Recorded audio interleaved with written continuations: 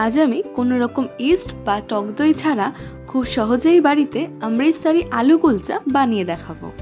এর জন্য আমি এখানে 4টে আলু সেদ্ধ নিয়েছি আর 2টো পেঁয়াজ ভালো করে কুচিয়ে নিয়েছি, আর নিয়েছি কিছুটা ধনেপাতা, হাফ চা চামচ মতো লবণ, হাফ চা চামচ জিরের গুঁড়ো, 1/4 চা চামচ চাট মশলা, 1/4 চা চামচ লাল লঙ্কার গুঁড়ো।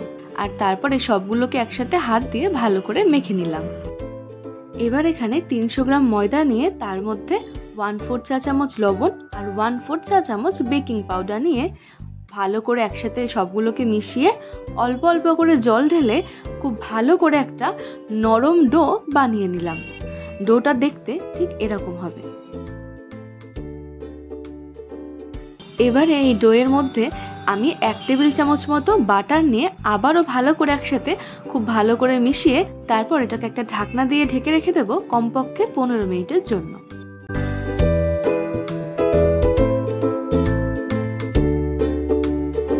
15 মিনিট পর একটা বড় সারফেসের মধ্যে কিছুটা ময়দা ছড়িয়ে ডোটাকে নিয়ে তার মধ্যে আবারও 1 টেবিল চামচ মতো বাটার দিয়ে খুব ভালো করে ঠেসে ঠেসে ডোটাকে মেখে নেব।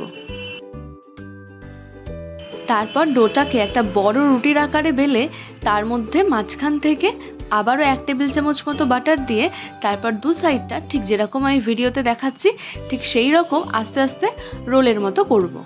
অল্প অল্প বাটার দেব আর একটা একটা করে ভাঁজ করব।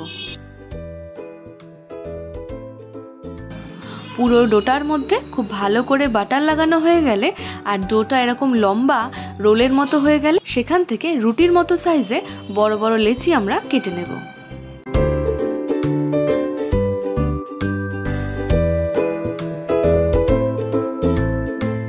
এখানে সবগুলো লেচি আমার কাটা হয়ে গেছে। এবারে এই লেচিগুলোর মধ্যে ঠিক যেভাবে আমি ভিডিওতে দেখাচ্ছি ঠিক সেভাবেই আলুর পুরটার মধ্যে ভরে নেব, ঠিক যেমনটা আমরা আলুর পরোটা বানানোর সময় পুর ভরি। তারপর অল্প ময়দার সাহায্যে এটাকে লম্বাটে করে ঠিক কুলচার মতো করে বেলে নেব। আর বেলার সময় উপর থেকে একটু ধনেপাতা কুচি আর একটু কালো তিল ছড়িয়ে আবারও কিছুটা বেলে নেব। আর তারপর গ্যাসে একটা চাটু বসিয়ে চাটুটা খুব ভালো করে গরম হয়ে গেলে তার মধ্যে অল্প একটু জল ছিটিয়ে পরোটাটাকে হাত দিয়ে চেপে চেপে এর মধ্যে দিয়ে দিলাম। ধনেপাতা যেই পাশটাতে লাগানো রয়েছে সেটা কিন্তু উপরের দিকে থাকবে।